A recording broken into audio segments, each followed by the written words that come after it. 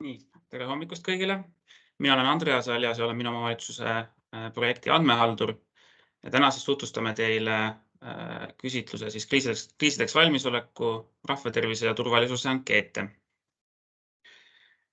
Esmalt siis näitan teile üldiselt, kus keskkonnas ja kuidas selle küsitluse täitmine käib. Seejärel annan sõna Päästeametile, kes tutvustab kriisideks valmisolekut ja seejärel siis tutvustan juba ise teile siis rahvatervist ja turvalisust. Seminari salvestame ja see on ka pärast järele vaadatav. Ja kui teil on küsimusi, siis andke sellest käega märku või kirjutage ka chati näiteks. Nii, aga nüüd siis tutvustan seda keskkonda. Kui te sellele lingile tulete, mis teile kõigile saadeti, siis vist oli 15 veebruar või 14 veebruar, siis satute sellisele esilehele. See on siis selle küsitluse avaleht. Ja nagu näha, siis küsitlus on, ma loodan, et tuttavas Exceli formaadis. See asub siis OneDrive'i keskkonnas, mis tähendab tegelikult siis seda, et seda saab mitmekesi korraga täita, et ei pea ootama järjekorras, vaid saab mitmekesi sama või erinevaid ankeete samaaegselt täita. Lisaks, kuna ta on siin pilves, siis see eelis on ka siis see, et ta salvestab kõik muudatused automaatselt, ehk siis te midagi salvesta nuppu ise vajutama ei pea, vaid see toimub automaatselt. Ja lisaks ta salvestab ka kõik vaheversioonid, ehk siis kui teil peaks midagi kaduma minema, näiteks teate, et sisestasite midagi, aga seda enam alles ei ole, siis seda on võimalik taastada. Et kui selline asi peaks juhtuma, siis võtke kindlasti minuga ühendust ja proovime seda taastada. Kuna ankeete on suhteliselt palju, siis oleme teinud siin mõned erinevad viisid, kuidas siin lehel navigeerida. Üks variant on siin kasutada seda sisu.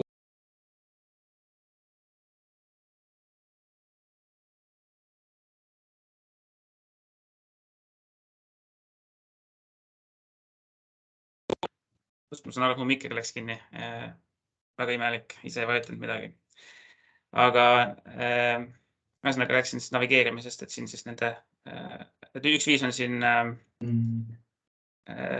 sellised nende... Ma uurin kolmapäeval. Teine variant, kuidas navigeerida, on siis tavaline Exceli viis, ehk siis vajutada nende alalehtede peale. Kuna siin on suht palju neid, siis see võib-olla ei ole kõige mugavam. Ja viimane variant on siin all vasakul nurgas, siis on selline kõik lehed nupp siin, et ka siin on suhteliselt mugav, saab siin alla kerida ja näiteks niimoodi liikuda, et see vast on mugavam kui see tavaline Exceli variant. Aga kui nüüd minna juba nende ankeedi alalehele, siis ankeedide ülesehitus on selline, et kõigepealt on siin see küsimuse number, vasakus ääres siis küsimus, siis vastuse veerg, siis eelmise korra vastus ja viimaks siis selgituse veerg, kus on siis vajadusel siis oleme toonud sellist täiendavat infot mõne küsimuse kohta. Lihtsalt selleks, et küsimus ise liiga pikaks ei läheks, et siis see on siin selgitusel välja toodud vastavalt vajadusele. Kui te nüüd töötate näiteks mõne väiksema ekraaniga, siis ei pruugi need vastused ära mahtuda siia ekraani suurusele, siis siin all paremal nurgas on ka zoom nupp, et vastavalt saab siit suuremaks või väiksemaks teha ja siis endale siis mugavamaks teha seda pilti. Siis vastuste sisestamisest saab sisestada siis ainult see vastuse veergu. Mujale midagi sisestada ei saa, et kui tahate midagi muuta, siis ta ütleb, et leht on kaitstud. Et see on lihtsalt selleks, et kogemata eelmise korra vastust või küsimust keegi ära kustutaks, et siis saab muuta ainult vastuste veergu. Ja siis osad vastused on valikvastustega. Sellele viitab siis see, et tekib siia see paremale see nool ja siis see ka hoiatus siia ja siit siis saab vastavalt siis valida vastuse variantide vahel. Et neid võib ka kirjutada ja valima, aga mugavam tõenäoliselt on valida. Nagu korraks nägite ka, siis osad küsimused muutuvad halliks, kui vastate näiteks siin antud juhul ei sellele küsimusele, see tähendab seda, siis nendele vastama ei pea. Kui küsimused halliks muutuvad.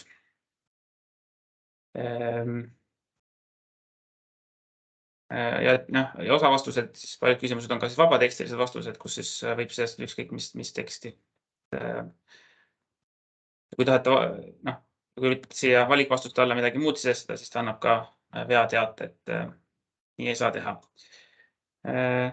Nüüd, kui teil on vastused näiteks eelmise korraga võrreldes samasugused, head näidet, aga siit näiteks siis on võimalik ka need vastused lihtsasti kopeerida. Näiteks ka eelmise korra vastuse võib lihtsalt kopeerida ka selle korra vastusesse, kui see ei ole muutunud. Aga soovitan ka igal juhul küsimused alati hoolsalt üle lugeda, et mingid küsimused võivad olla natuke muutunud. Et kindlasti siis pärast kopeerimist üle kontrollida, et kas vastus ikka, eelmise korra vastus siis veel pädeb ka sellel aastal. Ja kui veel kopeerimisest veel rääkida, siis ma korraks veel näitan seda lehte, et siin selle esilehe all on siin selline link sellele minu omavalitsuse lehele, kus me oleme koondanud siis selle info küsitluse kohta ja ka siin alla, kui siia alla kerida, siis siia tekivad siis need valdkondlikud seminarid ja nende salvestamise lingid. Siin on juba osad näha ja siia lisame jooksvalt siis juurde teksti, seda siis vastavalt täiendame. Aga nüüd, kui te näiteks tahate kopeerida kuskilt mingist dokumendist vastustesse mingisugust teksti, näiteks vahel on see mõnes küsimuses vajalik, siis kui te kopeerite näiteks sellist teksti, näiteks siia, kopeerite näiteks, tahate siia kopeerida teksti, siis ta vahepeal tahab panna, Excel tahab panna selliselt nagu erinevatesse lahtritesse seda teksti. Praegu ta pani näiteks, tahtsin ühte teda kleepida, aga ta pani kolme lahtrisse. Et selle vastu saab lihtsasti, kui te valite selle lahtri, kuhu te tahate teksti kleepida, lähete siia valemi ribale, mis siin üleval on, vajutate siia peale ja kui te vajutate klahvikombinatsiooni Ctrl ja V, siis ta paneb selle teksti ilusti kõik siia ühte lahtrisse. See aitab selliseid probleeme vältida, kus Excel tahab panna nagu teksti erinevatesse lahtritesse. Ja kui jõuate lõppu, siis on 3 sellist küsimust, kus on selline kommentaari küsimus, üle eelviimane, et saate lihtsalt kas mõne küsimuse kohta mingit täiendavat infot või üldiselt kommentaari ette. Eelviimane küsimus on siis kontakt, et vajadusel siis, kui meil on küsimusi, et me saaksime küsitluse täitja siis poole pöörduda. Ja viimaks siis on küsimuste täidetuks lahter, et siis kui te olete valmis, siis märkige siit, et olete valmis. Seda saab teha nii, et valite siit küsimustik täidetud. Ja kui see on täidetuks märgitud, siis see kandub ka siia esilehele kenasti. Et siin seda muuta ei saa, seda saab teha ainult ankeedi alt.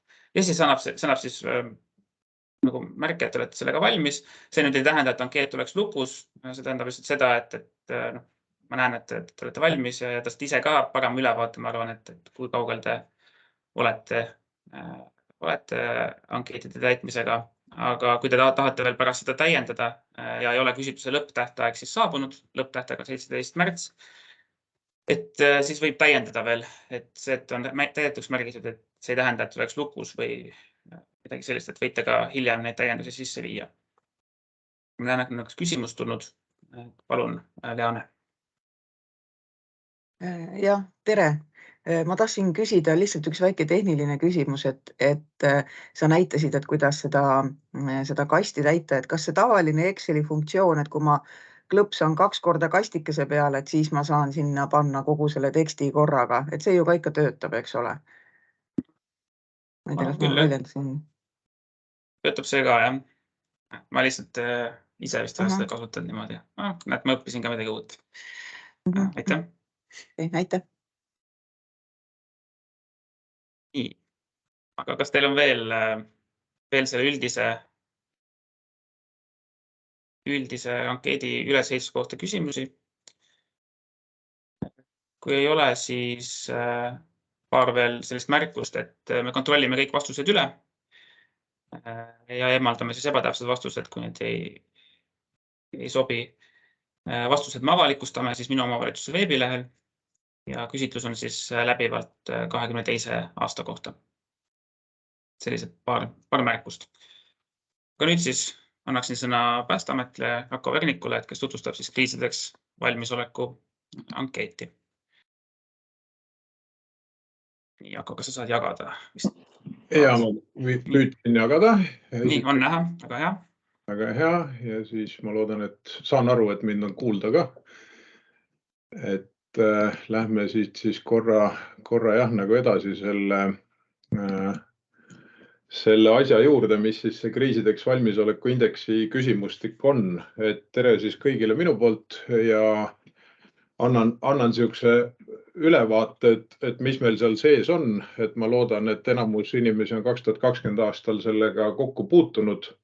Ja siis me kõigepealt ütlen ära, et me natuke metoodiliselt muutsime seda läbiviimise korda, et säästa nagu meid ennast ja teid ka halduskoormusest. Ehk siis me ei tee seda enam intervjuu vormis, vaid me teeme seda selle sama küsimustiku raames, mida Andreas just presenteeris. Ja see võib alguses nagu hirmutav tunduda, kui peale vaatad, et kui palju neid töölehti seal oli ja kui palju vastuseid peab omavalitsus andma, et siuke paras Statistikaameti teema.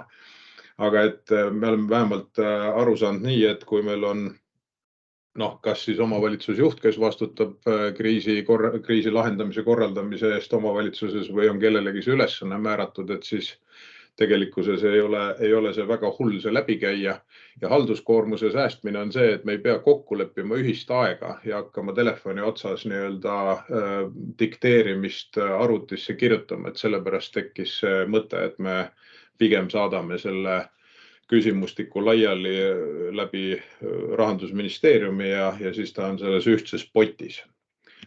Aga vaatan siin, kuidas mul hakkab liikuma esitlus, mis millegi pärast, hakkab liikuma. Et natuke lihtsalt korra laiemalt, et siin Päästeameti rollid pildi peal toodud ja millele võib-olla keskendume on see, et see omavalitsuse kriisivalmisolek on igal juhul Päästeametiga väga tihedalt seotud ja omavahelises heas partnerlussuhtes tehtav ja minu meelest viimastel aastatel läinud aina paremaks. Et me usutavasti oleme ka indeksi tulemuste kokkulöömisel sellel aastal paremas seisus, kui me olime varem. Et lihtsalt meil ju on vahepeal käidud läbi üks väga oluline epidemioloogiline kriis ja teiseks meil on ka tekkinud võib-olla uutest ohtudest rääkimine siis seoses energiajulgeolekuga ja võib-olla mõningatest asjadest veel riigikaitsest näiteks, mida me oleme siis aasta jooksul tegelikult teadlikumaks saanud ja tegelikkuses ka tegevusi teinud. Et kas või ka seekord saavad kõik ankeedile märkida, et nad on viimase 2 aasta jooksul õppusel osalenud, sest kas või 17. jaanuar tehtud Särtsu õppus elektrikatkestuse kohta, kus kõik omavalitsused osalesid, näitab seda, et me oleme valmis ka sellisel kujul õppima. Et igal juhul selle eest kiidan. Ja just, ja kuna meie Päästeameti vastutusala on selle olukorra seire ka, siis sellepärast on see indeks meil välja töötatud mõned aastad tagasi koos Tallinna Ülikooliga ja sealt siis tulevad need teemad ja valdkonnad ja ka küsimused. Nii et see siis selline sissejuhatus, et need muud asjad on sellised lihtsalt teadmised, ja juurde on kindlasti tulnud ka varjumine, konkreetsemaks on läinud ulatuslik evakuatsioon, mis on seaduse järgi kogu aeg ka meil olemas olnud, aga täna siis meil on ka juba plaan olemas ja oleme tegelikult ka kas või kriisireguleerimise kunstiseminaridel teinud selliseid lauaharjutusi sellel teemal, küll mitte päris nagu omavalitsuse enda kontekstis, aga laiemalt nagu grupitöö raames. Nii et selles mõttes on palju tehtud tegelikult, mida ma arvan, teil on rõõm sinna Exceli tabelisse kirjutada, millest siis see indeks lõpuks kokku tuleb. Ja eesmärgist, mida ka ilmselt paljud on näinud, aga et me siis päriselt ka iseenda kriisideks valmisoleku taset peame hindama. Ja kõige laiem tase tegelikult see omavalitsuse valmisolek ongi. Kõik omavalitsused saavad seda teha, 79 tükki.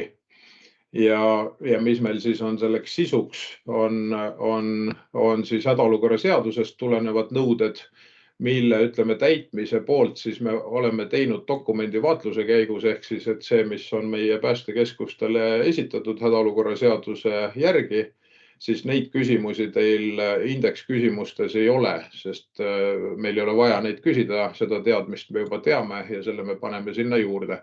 Ja tegelikkuses siis ütleme hädaolukorra seadusest tulenevad nõuded omavalitsusele annavadki sellise miinimumtaseme, et kui seal on asjad tegemata, siis väga palju kaugemale ei jõua. Nii et need asjad peaksid korras olema ja loodetavasti on. Ja siis teine pool siis on selle küsimustiku käigus need andmed, mis me teilt saame, nende põhjal siis see indeksi number ka läbi siis selle 51 küsimuse, mis seal Exceli tabelis on, et see siis selle järgi tekib.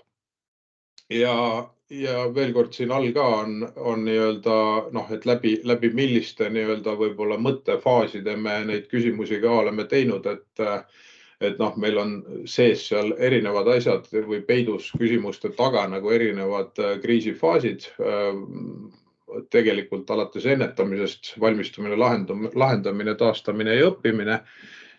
Ja siis need tasemed, mis siis indeksi kujul saavutada võib, on siis baastase edasijõudnu eeskujulik. Nii et selline kolm jämedat jaotust meil on.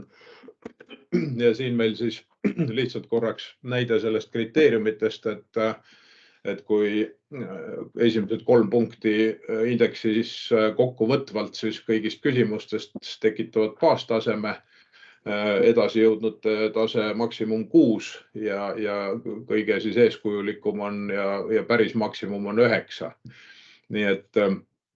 Nii et meenutuseks, et eelmise 2020 aastal läbi viidud indeksuuringu järgi see keskmine baastase omavalitsustel oli siin 6 juures. Et tegelikkuses edasi jõudnud päris tublilt ja nüüd ikka loodame siin ülevalpool rohelisemates numbrites tulemusi näha. Kuigi ülesandeid ei saa salata, tuleb meil justkui juurde või siis nad täpsustuvad ja võib-olla ka kohati laienevad ja võib-olla ka kohati saavad nagu selgema mõtte, mis selle teistpidi viib ilmselt meid ka tegevustes selleni, et me teemegi rohkem, et kui me räägime energiakriisist, elektrikriisist, võimalikust elektrikatkestusest, siis tegelikkuses me ei ole sellest üle-eestiliselt varem rääkinud, kui siis ainult viimasest sügisest peale. Ja see juba võib-olla mõtestab meile lahti ka küsimustikus olevad küsimused, et miks meil võiks olla vaja toimepidevat ruumi ja mitte ainult sellist ruumi kriisi juhtimiseks, kus on elektrivalgus laes põleb ja pistikust tuleb arvutivool, vaid et ka see, et kas meil on küte, võib-olla vesi ja kanalisatsioon tagatud selles hoones, kas siis läbi alternatiivse elektritoite või mingil muul viisil. Või miks meil oleks võib-olla vaja alternatiivseid sidevahendeid, kui me teame, et telekommunikatsiooni ettevõtete teenus hakkab kindlasti hakkima kuskil 2 tunni pealt, kui ta päris kohati ära ei kao. Nii et see võib-olla taust on aidanud pigem kaasa, ma arvan, valmistumisel ja ehk on tänu sellele ka paremad tasemed tulemas. Kunstlikult ei ole vaja neid muidugi paremaks luisata, et see on tegelikult meie enda jaoks, et me saame ise aru, iga omavalitsus ja keskselt ka, et kus me oleme. Aga siis 2 teemat ja 5 kriteeriumi, nii nagu me selle Tallinna Ülikooliga omal ajal välja töötasime, need on jäänud samaks. Ehk siis, et selline valmisoleku taseme tõstmine, kriisikindlus nimetaksin, siis selle all siis ka nendes küsimustes on tegelikult peidus sellised jaotused, et nagu siis ütlesin, et tegelikult selle dokumendivaatluse käigus on see nõuete täitmine HOS-i järgi, siis kriisi juhtimise võimekuse tagamine kriisi ajal, mis sisaldab paljuski toimepidevust ja võib-olla ka seda, et kuidas me siis kokku saame, kui meil side kadunud ja elekter kustunud või kus saame ja kes meil koguneb. Ja kriisi ajal elanike abi tagamine, 3. punkt, mis siis on paljuski nii-öelda tulenev elanikkonnakaitse kontseptsioonist ja tegelikult ka siis ütleme ülesannete jäävuse põhimõttest, mis siis ütleb meile seda, et ega me kriisi ajal ei ole keegi oma enda ülesannete täitmisest vabastatud, peame neid edasi täitma. Küsimus on lihtsalt selles, et millises mahus ja millisel viisil ja need enamasti on omavalitsusel kohaliku omavalitsuse korralduse seaduses kirjas. Neid on päris palju ja mitmed neist, mis just puudutavad haridust, sotsiaalteenust, tulevad ka millalgi siis loodetavasti vastuvõetavale kriisideks valmisoleku seaduse sisse. Ehk siis, et ülesannete jäävuse seadus kehtib praegu ka ja mida paremini me oleme valmistunud, seda lihtsam on meil kriisi ajal neid osutada. Ja riskikommunikatsioon, alati kuldne teema, et elanike ohtudest teavitamine ja nendele käitumisjuhiste andmine viisil või teisel. Jällegi võin öelda, et täna me oleme ilmselt targemad ka selles osas, et kuidas võib-olla me peame mõtlema, mida valmistama ette selleks, et ka näiteks elektri ja andmeside katkestuse tingimustes elu korraldada ja sõnumeid anda, et me oleme harjunud Twitteri ja muude ühismeediakanalitega, Facebooki lehtede ja kodulehtedega, aga juhul, kui seda ei ole, siis ka see on meil, ei ole küsimustes, aga on otseselt, aga on nii-öelda need alternatiivsed info edasikandmise võimaluste kohta küll küsitud meil ka küsimustes.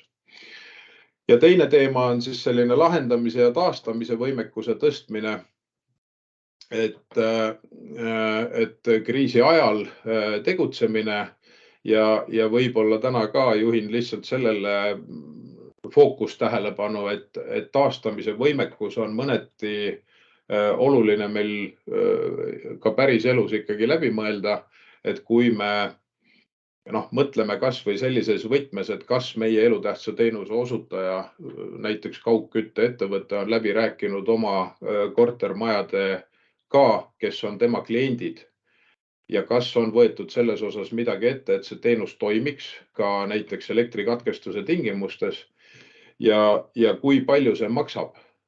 Ja siis on sinna kõrvale pandud võib-olla selline taastamise tegevuste hind, et kui palju maksab see, kui me ei ole midagi teinud ja talvel külmaga korrusmaja siis torud lõhki külmuvad ning me peame hakkama seda taastama, et lisaks torude vahetamisele peab ka veekahjusid üles sulamise korral kindlasti majas taastama, et võib-olla see mõtestab selle sarnaste küsimuste nii-öelda vajadust.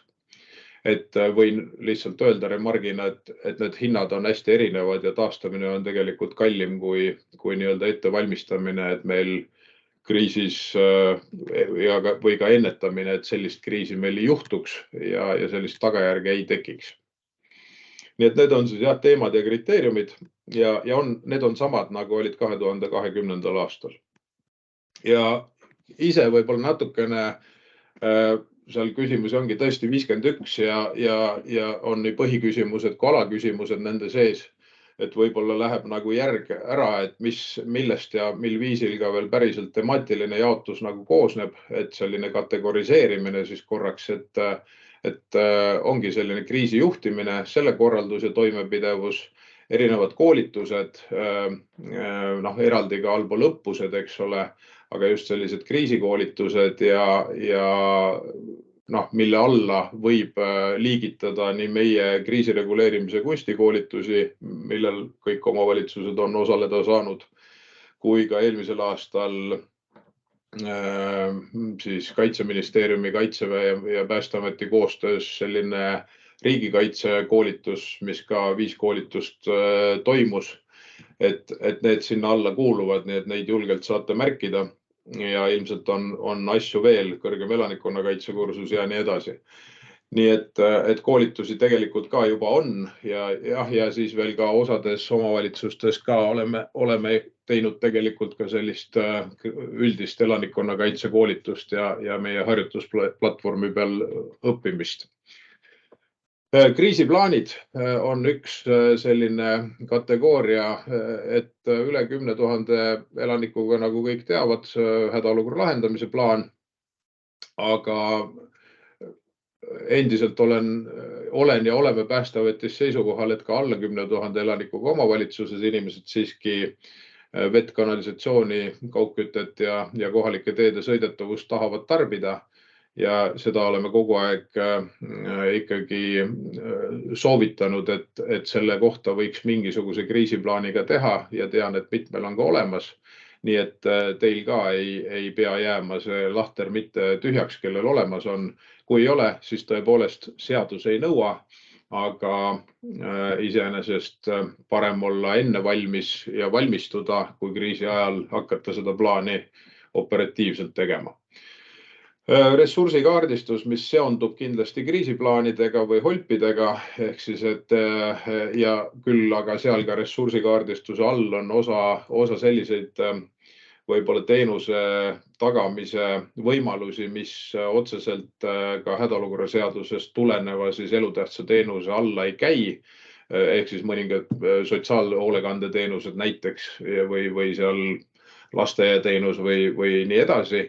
Nii et see on jällegi, me nii-öelda indeksis hindame neid selle pärast, et saada aru, kui palju me ikkagi oleme ka laiemaks läinud selle ülesannete jäävuse peale, mitte ainult holbi siis selline 3, ma nimetan neid niimoodi natukene irooniliselt kommunaalteenusteks. Aga et ülesandeid on ka üks rohkem. Ja elutähtsa teenuse toimepidevus on ka tegelikult eraldi teema. Jällegi, et seda saab kirjeldada ka see omavalitsus, kellel teda HOS-i järgi ei ole. Õppus jällegi, et kuidas me oleme läbi viinud, järeldused teinud ja õppinud, mis on 2 viimast on keerulisemad kui läbiviimine ja hea, kui need on tehtud. Nii et selle kohta meil ka küsimusi on. Jällegi mainisin juba sotsiaalhoolekannet, toetavad võrgustikud erinevates teemades on küsitud ja kirjeldatud, loomulikult riskikommunikatsioon ja siis veel lisaks ka psühhosotsiaalse abi pakkumine. Et sellised on ehk need teemad, mille vahel siis küsimused ära jaotuvad. Ja sellist üldist ka veel, et nii nagu enne ka juba ütlesin, et küsimused üldjoontes siis baseeruvad hädaolukorra seadusel, elanikkonnakaitse kontseptsioonil ja tegelikult ka siis selles hädaolukorra seadusest tuleneval põhimõttel, et ülesanded on jäävad, ehk siis ka nii-öelda kohaliku omavalitsuse korraldusseadusest tulenevaid ülesandeid tuleb täita, mida täna ilmselt ei pea enam nagu selgitama eraldi, sest ka COVID-i kriisi ajal me oleme seda aru saanud, et kohapealne korraldus, jällegi HOS-ist tulenev põhimõte, et lähimalt lahendatakse, jääb alles ja sinna ei ole midagi parata, et see on meie õnn või õnnetus.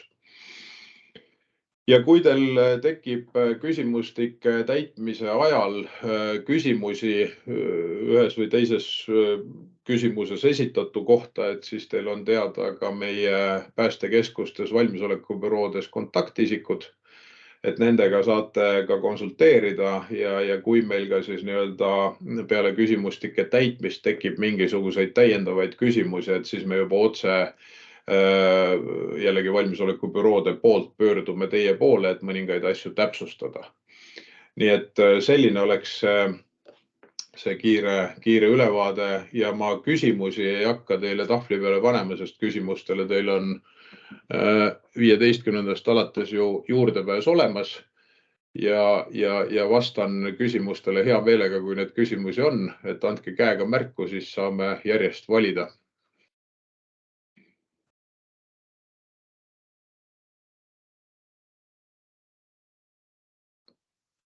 Tundub, et kas mind ei olnud kuulda, teine variant, kõik on nii selge, et mis siin ikka rääkida, või 3. variant on, et midagi ei ole selge ja ei oskagi midagi küsida. Viimast ma ei usu.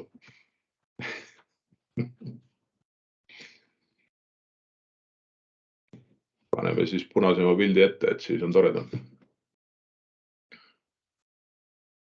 Ja, tundub, et hetkel kellelegi küsimusi vist ei ole.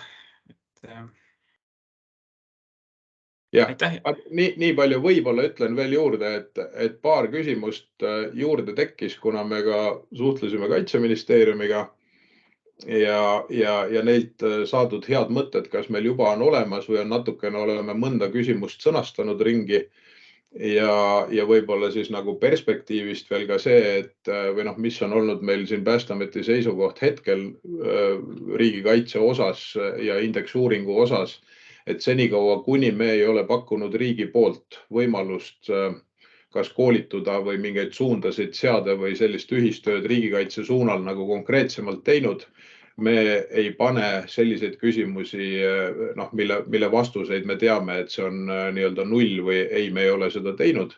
Et neid asju me sisse praegu ei pannud, küll aga mõned võib-olla viitavad küsimused on kas või seal koolituse kohta, et kas selle alast koolitust on saadud, et siis teha selline ka võib-olla see tänane baastase selgeks ja kui meil valdkond ise edasi areneb ja selle teemalised nii-öelda võimalused omavalitsuste jaoks tekivad, et siis me ei välista seda, et me ka indeksis mõningad sellised teemad sisse paneme. Ja rohkem vist selle kohta öelda ei olegi, et siin ei ole mõtet nagu auditit teha või järge ajada, et milline küsimus muutus või muutunud, nii et iga küsimus vajab lugemist, süvenemist ja korrektselt kindlasti vastusteks.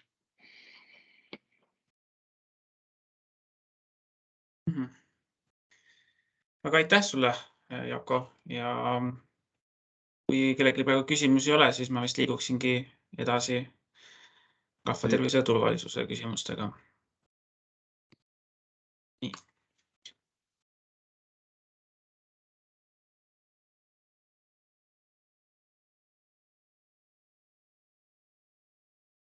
Nii. Kõigepealt siis, kuna nii rahvatervise kui turvalisuse ankeetides on arengukava küsimused, siis ma tutvustan need arengukava küsimusi eraldi, et neid ma kaks korda ei peaks rääkima. Arengukava kohta siis nii palju taustainfoks, et me katsetame arengukavade osas uut metoodikat. Et kui varasemalt oli igas valdkonnas siis 6 küsimust, siis nüüd siis küsime siis rohkem küsimusi, kasutame siis nüüd enesehindamismetoodikat, ehk siis küsime rohkem küsimusi, aga küsime kas küsimustena, et siis enam ei pea arengukavast otsima pikki põhjendusi või lõike kopeerima, vaid nüüd siis piisab sellest, et kui te ise hindate, et kas teil on vastav aspekt käsitletud piisavalt põhjalikult või mitte. Küsimused on kõigis valdkondades samad ja hetkel veel nende küsimuste pealt me konkreetseid kriteeriume loonud ei ole, et kuna selleks on vaja siis neid tulemusi, ehk siis küsitluse tulemuste pealt siis nüüd kevadel siis loome ka siis kriteeriumid, et täitsa võimalik, et me ei võta kõiki neid küsimusi arvesse või võtame osaliselt arvesse näiteks, et seda me kõike vaatame täpsemalt siis tulemuste pealt. Ja see on ka siis üks põhjus, miks tegelikult see rahvatervise ja turvalisuse ankeedid lahku lõime. Et muidu nad minu omavalitsuses on tegelikult ikkagi ka edaspidi koos ühe valdkonnana, aga lihtsalt, et oleks natuke mugavam täita ja kuna need arengukava küsimusi, kuna mõlemas valdkonnas see on, siis et see ankeetis liiga pikaks ei teeks. Aga nüüd siis juba konkreetsete küsimusteni. Kõigepealt siis küsime seda, et kas siis rahvatervis või siis turvalisuse all siis võib mõelda ka tuleohutuse peale, et kas need valdkonnad on teie omavalitsuse arengukavas käsitletud. Ja võite arvesse võtta siis nii üldist arengukava kui ka siis valdkondlikku arengukava, kui teil on valdkondlik arengukava. Aga mitte siis arvestada siis maakondliku arengudokumente, näiteks maakondlike tervise ja heaolu profiile siis nendes vastustes mitte arvestada. Küll aga tervise ja heaolu KOV-i enda tervise ja heaolu profiilis võivad need mingid aspektid või et seda võib arvesse võtta siin teatud aspektide puhul, mis sinna alla mahuvad. Ja kui teil on need valdkonnad arengukavas käsitletud, siis küsimus 2 siis palub lihtsalt kirjutada need lingid või siis mitu linki või mitu pealkirja, et millest siis lähtute nende arengukava küsimuste vastamisel. Küsimus 3 küsib, et kas kasutasite arengukava koostamisel valdkondlike probleemide tuvastamiseks avalikku statistikat. Siin võib näiteks võivad olla TAI andmed, politsei andmed, mingisugust Statistikaameti andmed. Et kui te olete kasutanud mingisugust avalikku statistikat antud valdkonna probleemide tuvastamisel, siis siis vastake jah. Saab vastata, aga ei ole teada, et kui näiteks arengukava koostamine oli nii ammu, et ei ole enam teada, mis protsessid seal käisid, et siis saab ka selle ära märkida. Küsimus 4, et kui teil seda siis küsime juhul, kui teil on olete avalikku statistikat kasutanud, et siis kas te olete selle arengukava koostamisel siis ennast nende andmete põhjal võrrelnud ka teiste omavalitsustega, et siis tuvastada probleeme, mahajäämusi või ka siis kohti, kus olukord on teie omavalitsuses parem kui teistel. Ja võrdlus nagu võib olla nii näiteks maakonna omavalitsustega, Eesti keskmisega, sarnaste omavalitsustega ja miks mitte ka teiste riikide omavalitsustega. Ja saab siis samuti vastata jah, ei ole teada. Siis küsimus 5. Kas arengukavas on valdkonna kohta sõnastatud strateegilised eesmärgid, mida arengukava perioodi jooksul saavutada? Strateegilise eesmärgi all me siis mõtleme selliseid suuremaid eesmärke, mida omavalitsus soovib siis arengukava perioodi jooksul saavutada. Et näiteks siis, et elanikud väärtustavad tervislikke eluviise või et omavalitsuses on turvaline elukeskkond. Et me strateegiliste eesmärkide all ei mõtle kindlasti investeeringuid või tegevuste tegemist, et näiteks strateegiline eesmärk ei ole siis näiteks struktuurimuudatuste tegemine või siis hoone renoveerimine. Et need on sellised tegevused, mida me teeme selleks, et saavutada neid suuri eesmärke, näiteks turvalist elukeskkonda. Ja siis küsimus 6, et kas nende strateegiliste eesmärkide saavutamiseks on planeeritud tegevused. Antud valdkondade näiteks võib olla siis teavituskampaaniate ürituste kaudu elanike teadlikkuse suurendamine või siis regulaarselt partnerite võrgustiku kohtumised. Aga miks mitte ka näiteks turvalisuse valdkonnas näiteks kaamerate paigaldamine avalikku ruumi ja nii edasi. Ja kui tegevused on olemas, siis küsime ka täpsustavaid küsimusi. Et küsimus 7, kas arengukavas või muus dokumendis, näiteks siis tegevuskavas on planeeritud tegevustele määratud vastutajad. Vastutajad ei pea olema kindlasti nagu konkreetne ametnik, vaid võib olla ka struktuuriüksus või allasutus. Küsimus 8, et kas arengukavas või muus dokumendis, näiteks tegevuskavas on arengukavas planeeritud tegevustele määratud tähtajad. Et need tähtajad peaksid olema ikkagi täpsemad kui siis arengukava periood. Näiteks esimese aasta lõpuks saavutame need, teise aasta lõpuks need asjad. Siis küsimus 9.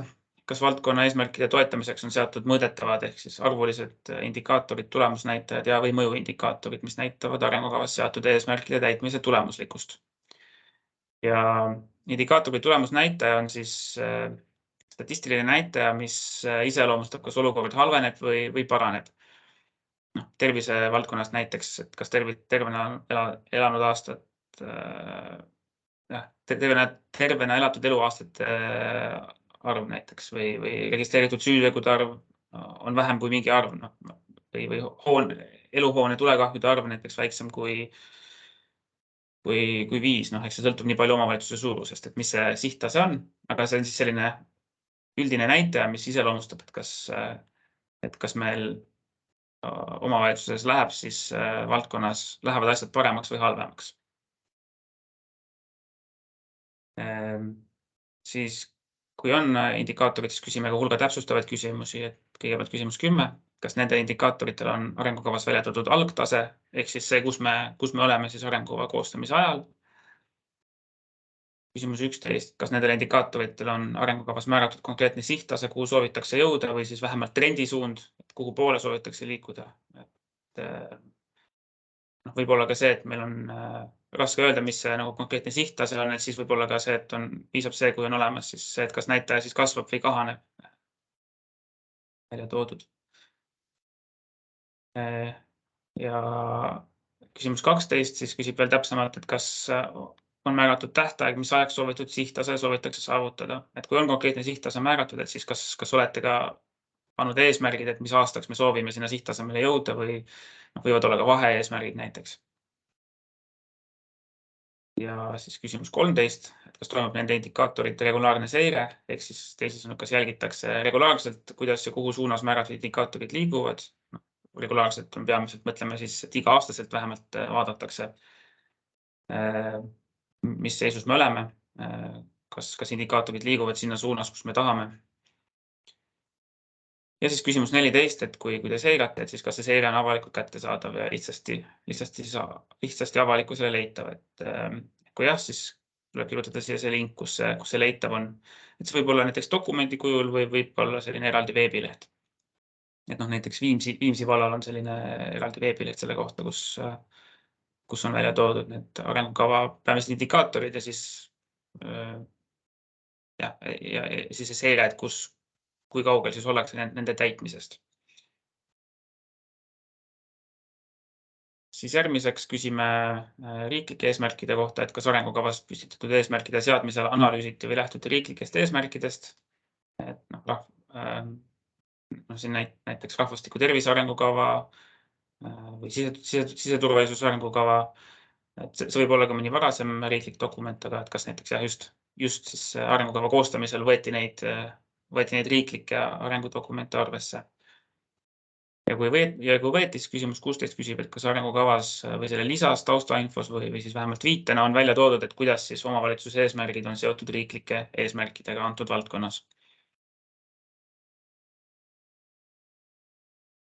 Küsimus 17, sama 18 ka, küsimus 17 ja 18 on samad küsimused, aga siis seotud siis maakondliku arengustrateegia eesmärkidega. Ja samamoodi siis, et kas arvestati küsimus 17 ja küsimus 18, et kas on arengukavas välja toodud. Kuidas need siis seotud on. Ja viimaks siis küsimus 19, kas arengukavas on planeeritud valdkonnas ühiseid tegevusi teiste omavalitsustega. Kui olete planeerinud, siis on väga hästi, vastake jah. Kui ei ole planeerinud, siis küsime veel täpsustavalt, et kas arengukava väljatöötamisel vähemalt analüüsiti tegevuste elluviimist koostöös teiste omavalitsustega. Näiteks, et kas ühe alternatiivina või vaadata, aga ei olnud mõistlik. Ehk siis ei pea olema planeeritud tegevusi, vaid siis võib olla ka analüüsitud siis väljatöötamise raames. Siis on võimalik vastata siis jah, ei või ei ole teada. Ja sellega siis need arengukava küsimused siis antud valdkondades lõppevad. Kas arengukavade bloki kohta on mingisuguseid küsimusi?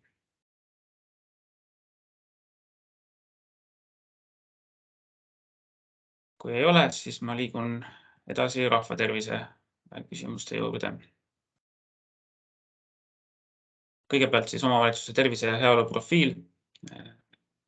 Küsimused siis 21, et kas omavalitsuse kohta on koostatud vaid teie omavalitsuse põhine tervise ja heaolu profiil. Ehk siis arvesse ei lähe maakondlik tervise ja heaolu profiil, vaid siis ainult teie KOV-i põhine tervise ja heaolu profiil. Ja kui jah, siis palun kirjutage selle pealkiri või veebilehe link. Ja siis küsimus 23 küsib veel, et mis aastal seda tervise ja heaolu profiili uuendati või siis kui pole uuendatud, siis märkige koostamise aasta. Ja siis küsimused 24 ja 25 küsivad, et kas selle tervise ja heaolu profiili juures on kehtiv tegevuskava, saate vastata jah või ei. Ja kui on tegevuskava olemas, siis 25 küsib, et millal hindasite viimati selle tegevuskava täitmist ja rakendamist. Ja siis tuleb kirjutada aasta, millal seda viimati tehti. Kui ei teinud, siis jätke tühjaks või vastake, et ei ole hinnatud. Ja siis lävendid siin on sellised, et kui on olemas KOV-i tervise ja heaolu profiil ning seal on ka kehtiv tegevuskava, siis olete edasi jõudnud tasemel ja kui on vähemalt siis on uuendatud, siis ei ole vanem kui 4 aastat ning siis tegevuste rakendamine on hinnatud, et siis olete eeskujulikul tasemel. Ja siis rahvastiku tervise ja turvalisuse edendamise töörühm. Küsimus 26 kõigepealt, et kas on olemas omavalitsuse tasandi regulaarselt kooskäiv töörühm, komisjon või muu koostöövorm, mis tegeleb kohaliku rahvastiku tervise ja turvalisuse edendamise ning kavandamisega. Ja kui on, siis kirjutage selle töörühma nimi või moodustamisdokumendi link. Ja võib-olla siis piisab sellest, kui on üks nendest valdkondadest arvestatud, et ei pea olema nii rahvatervis kui turvalisus. Ja siis lähtuge siis kohalikest koostöövormidest, et mitte maakondlikest. Kuna maakondlike puhul, maakondliku osas meil on see info olemas. Siis kui on see töörühm või muu koostöövorm olemas, siis küsimus 27 küsib täpsemalt, et kas sellel töörühmal on olemas ka tegevuskava. Kui jah, siis kirjutage see tegevuskava pealkiri või veebilehe link. Huvitab meid siis ainult siis töörühma enda tegevuskava. Ja küsimus 28 küsib, et kas töörühma tegevuskava täitmist on vähemalt korra aasta jooksul hinnatud. Siia vist saab vastata siis jah või ei. Ja lävendid siis vastavalt, et kui on selline töörühm olemas, siis olete baastasemel, kui on tegevuskava ka, siis olete edasi jõudnud ja kui hindate tegevuskava täitmist, siis olete eeskujulikul tasemel.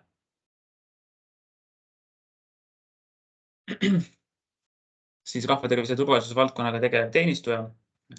29. Kas teie omavalitsuses on olemas vähemalt üks teenistuja, kelle siis peamiseks ülesanneks on tegeleda rahvatervise ja turvalisuse küsimustega. Et kui teenistuja on olemas, siis kirjutage tema ametinimetus. Siin ka märkusena juures, et näiteks Väikesaarte ja ka Muhu valla puhul siis võib see ülesanne delegeeritud olla ka mõnele muule omavalitsusele, et siis Väikesaarte ja Muhu puhul siis võite selliselt vastata.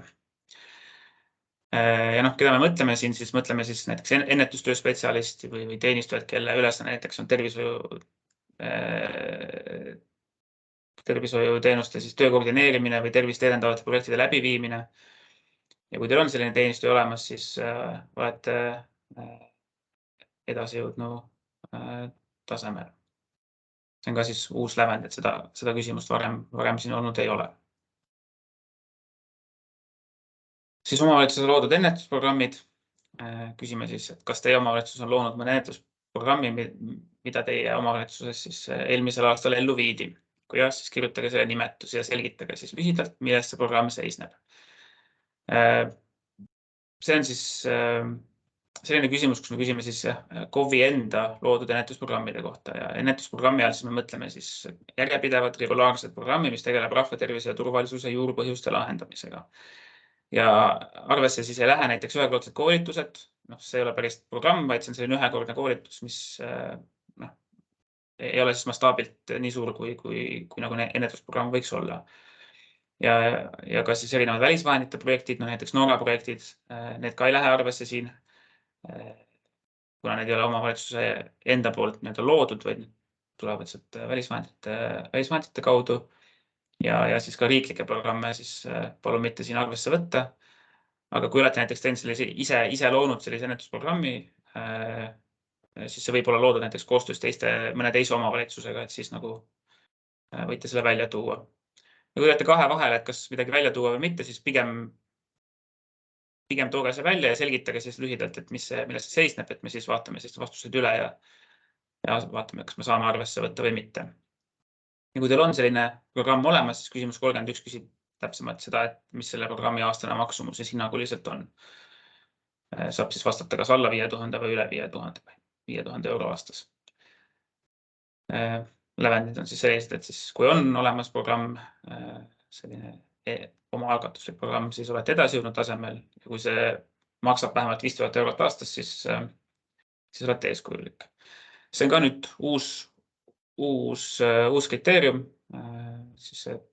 Kuna eelmine aasta käis töörühm koos, siis leidis, et see võiks mõõta seda omavalitsuse panust ennetuse valdkonnas, et kas omavalitsus ise teeb mingisuguse programmi. Eks me siis vaatame tulemuste pealt, kuidas see küsimus töötab. Nii, rahvatervise ankeedis rohkem küsimusi ei ole. Kas teil on täpsustavaid küsimusi rahvatervise bloki kohta?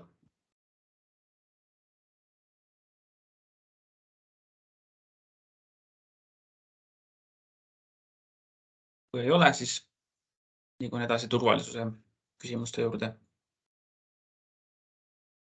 Kõigepealt siis avalike ürituste korraldamise nõuded. Küsime kõigepealt, et küsimus 21, et kas avalike ürituste korraldamist on teie KOV-is reguleeritud eraldi määrusega? Kui jah, siis palun kirjutage selle määruse pealkiri või veebilehe link.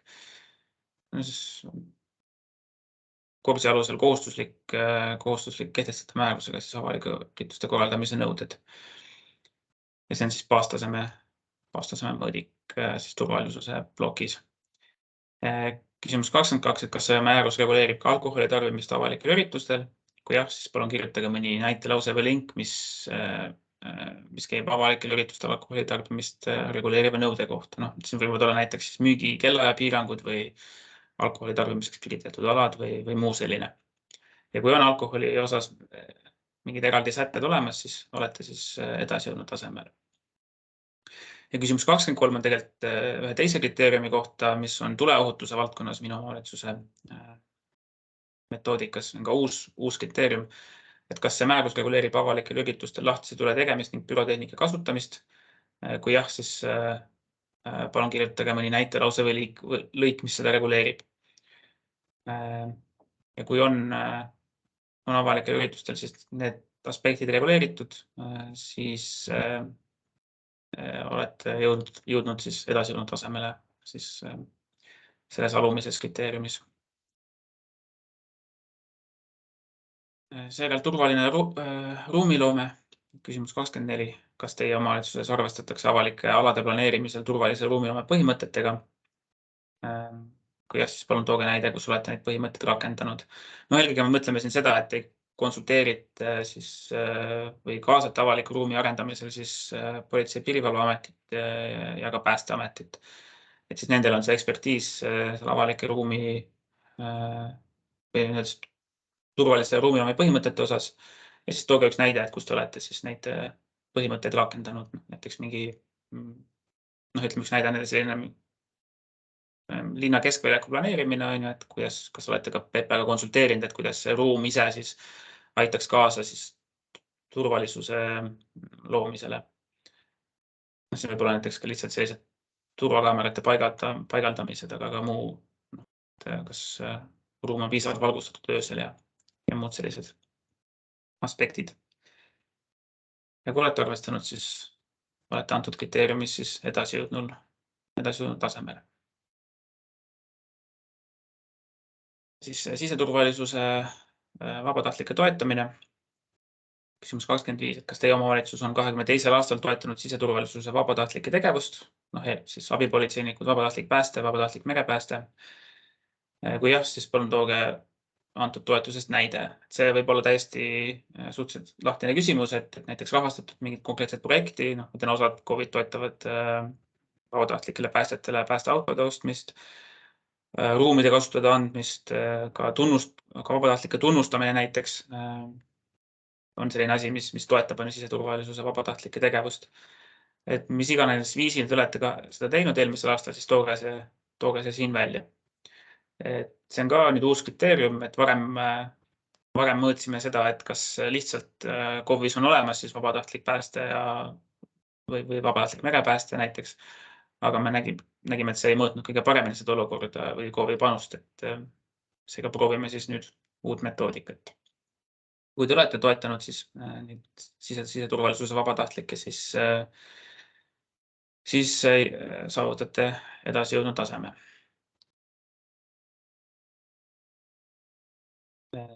Järgmiseks tuleohutuse valdkonnast küsimused, hooajaliste teenuste pakkumine prügipõletamise ärahoidmiseks.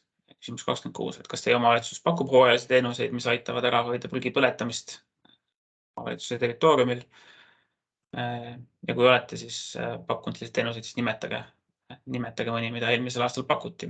Siin all on kõik klassikalised näited, on näiteks lehtede äravedu, mööbli äravedu või kuuskede kontrollitud põletamine pärast jõuluperioodi, mida kõige enam tehakse. Ja kui olete neid pakkunud, siis saavutate edasi jõudnud taseme. Siis tuleohutusprojektid KOV-ides. Kas teie omavalitsus rahastas 2022. aastal vähemalt ühte järgnevatest elanikele mõeldud tuleohutusprojektidest? Tuleb siis märkida vastavalt jah või ei. Vingugaasiandurite soetuse jagamine, korstnapühkija töötoetus, osalus Päästeameti kodud tuleohutusprojektis, muud eluruumi tuleohutus kohandamise toetused Päästeameti toetusmeetme väliselt. Ja kui muu projekt, viimane variant, siis saate täpsemalt välja tuua, et mis projekti siis toetasite. Ja siin on siis baastase on see, kui olete osalenud Päästeameti kodud tuleohutusprojektis siis edasine tase on saavutatud siis, kui teeb kaasrahastate tuleohutusprojekte ja eeskujulik siis, kui on teil enda algatatud tuleohutusprojektid.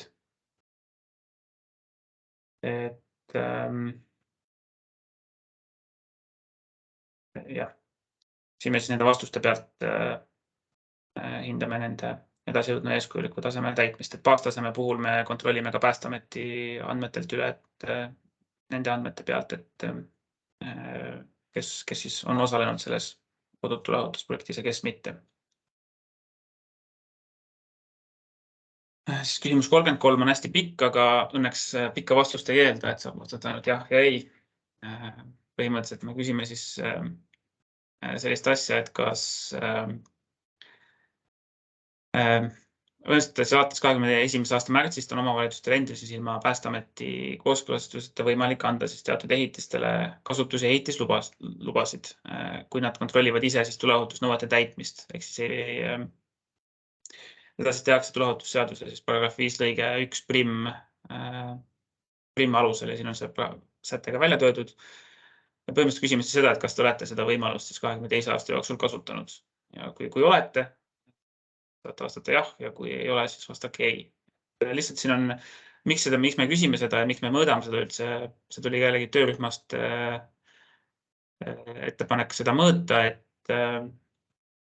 et siis see peaks näitama seda, kas omavalitsusel endal on see ekspertiis olemas, et hinnata siis tuleohutusnõuete täitmist. Jah, see on siis see mõte sellele asjale. Ja kui olete seda teinud, siis olete siis saavutanud siis eeskujuliku taseme. Ja viimaks on veeohutust puudutavad küsimused.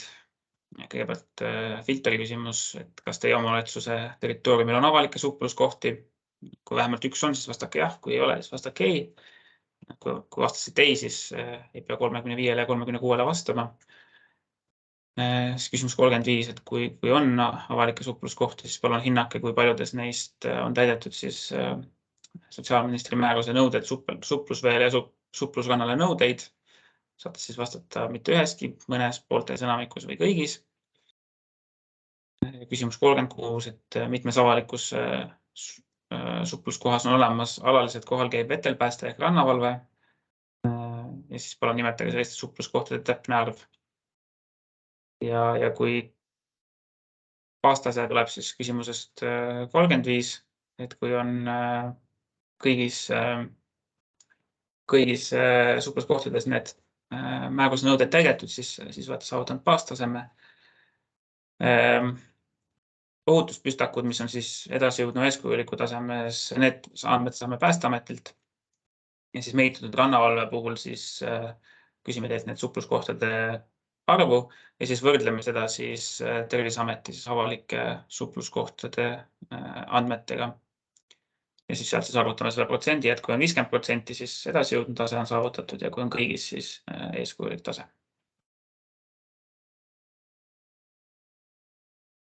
Siis viimane plokk on siis veeohutus KOV ujulates ja veekeskustes. Kas teie omavalitsuse territooriumil on mõni ujula või veekeskus, mille omanik on KOV? Võib-olla ka siis osaliselt KOV-i oma. Ja siis see on sarnaselt ka eelmisega see filter küsimus, et kui ei ole, siis ta ei pea järgmistele küsimustele vastama. Kui on selline ujula või veekeskus olemas, siis tuleb vastata ka järgmistele küsimustele. Et kõigepealt küsimus 38, et samamoodi, et palun hinnake, kui paljudes omavalitsuse ujulates ja veekeskustes on vabariigi määruse siis tervisekaitsenõuded ujulatele, basseinidele ja veekeskustele miinimumnõuded täidetud. Kui on kõigis täidetud, siis on saavutatud baastase. Siis küsimus 39, et mitmes KOV-i või siis KOV-i osalusega ujulas või veekeskuses pakuti 2022. aastal ujumisõpetust koolilastele. Kirjutage siis nende ujulate täpne arv. Ja siis järgmine küsimus analoogne täpselt, aga siis küsib, et ujumisõpetust siis ülejäänud huvilistele ehk siis eelkooliealistele ja täiskasvanutele. Ja jällegi siis tuleb kirjutada siis nende ujulate ja veekeskuste arv, kus seda teenust pakuti. Ja siis küsimus 41 on siis, et mitmes KOV-i ujulas ja veekeskuses on alaliselt kohal olev vetelpääste. Samamoodi sellist asutuste täpne arv tuleb kirjutada. Ja siis viimaks küsimus 42, et kas vähemalt ühel sellisel vetelpäästel on olemas esmaabi eriseadmed, näiteks siis defibrillatsiooniaparaat ja saab vastata siis jah või ei. Ja kriteeriumid moodustavad siis selliselt, et kui pakutakse ujumisõpetust koolilastele ja on olemas mehitud vetelpääste, siis olete saavutanud edasijõudnud taseme. Ja kui pakutakse ujumisõpetust siis ka ülejäänud huvilistele ja siis on olemas mehitatud vetelpääste koos siis esmaabi eriseadmetega, et siis olete saavutanud eeskujuliku taseme. Ja kui teil neid veekeskusi ei ole, siis lihtsalt see kriteerium jääb hindamata. Ja sellega on ka turvalisuse küsimused lõpuni jõudnud. Kas teil on mõne küsimuse kohta veel täpsustavaid küsimusi?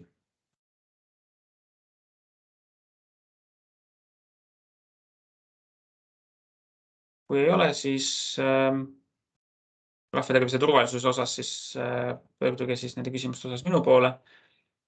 Kontaktid on slaidi peal välja toodud, nagu Jako enne rääkis, siis kriisideks valmisoleku puhul siis pöörduge Päästeameti poole. Aitäh kuulamast ja meeldivat päeva jätku!